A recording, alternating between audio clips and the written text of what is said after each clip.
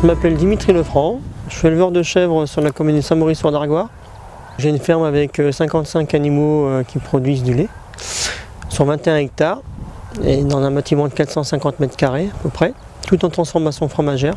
Je commercialise tout en vente directe sur des petits marchés aux alentours, jamais plus de 30 km. Avant j'étais cadre dans l'industrie agroalimentaire, une industrie qui faisait entre 80 et 100 tonnes de lardons par jour. Ça ne me plaisait plus. Une fois que la peur est passée, du nouveau, ce genre de choses, ça s'est embriqué. J'ai trouvé une ferme dont le cédant allait partir à la retraite. Le cédant, je le connaissais parce qu'on avait deux enfants qui étaient dans la même classe à l'école. Lui, il savait que je voulais m'installer en agriculture. Et donc je lui ai dit que tiens, mon projet ce serait de faire du chèvre. Et le soir il m'a rappelé et il voulait avoir plus d'informations sur mon projet parce que ça l'intéressait. Qu'il avait des bâtiments à louer et avec du parcellaire autour qui était déjà en bio et qui ne voulait pas voir se diviser chez ses voisins. Son rôle était très important parce que déjà il m'a fait rentrer dans le réseau. Et c'est vrai que c'est déjà un plus, moi je ne me connaissais pas ici, je ne viens pas du milieu agricole à l'origine. Donc lui il y est, pas contre du milieu agricole, donc déjà ça a ouvert plusieurs portes. Et surtout ça a évité que d'autres s'enferment, parce que il y avait quand même une pression sur le foncier, un peu dans les monolinés, c'est un peu le cas de partout.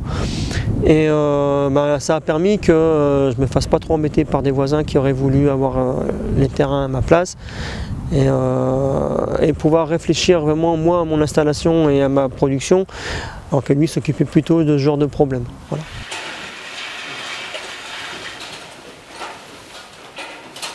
Voilà. Du coup, ce qui m'a semblé le plus facile, c'était de demander un prêt à la banque.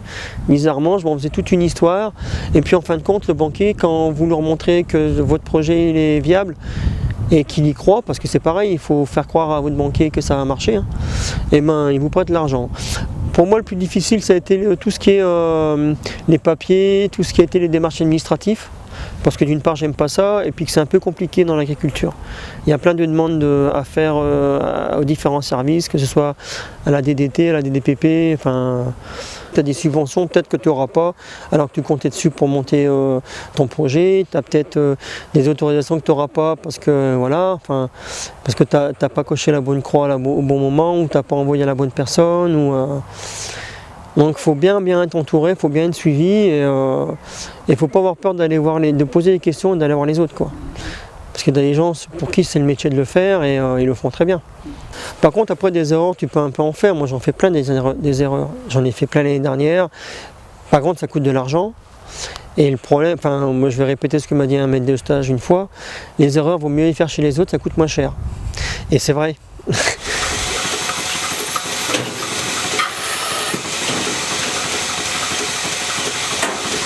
Je suis plus fier, c'est déjà que ça fonctionne.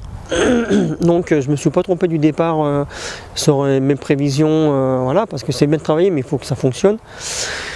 Et puis des soirs, je suis très fier quand vous arrivez le matin, que vous avez une masse de travail pas possible, vous dites je ne vais jamais y arriver, et puis que vous y arrivez quand même. Et il faut être organisé, parce que moi aujourd'hui je suis éleveur, fromager et commercial. Donc il faut savoir tout faire en même temps, en faisant rentrer tout ça dans la même journée. Ce qui n'est pas forcément simple tous les jours.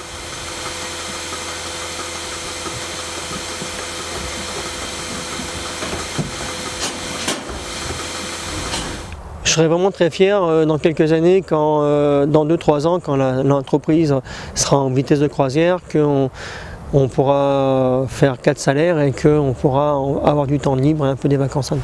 Parce qu'aujourd'hui, c'est plutôt ma vie de famille qui rentre dans ma vie professionnelle en forme d'aide familiale, ce genre de choses. Et que j'aimerais bien que dans quelques années, on puisse reprendre un peu les activités qu'on avait avant. C'est-à-dire ne serait-ce que rester un peu plus à la maison avec la famille, c'est bien.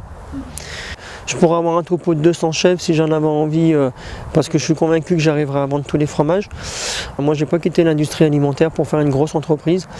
Je veux simplement une entreprise qui me permette de vivre moi et puis faire vivre un peu la région.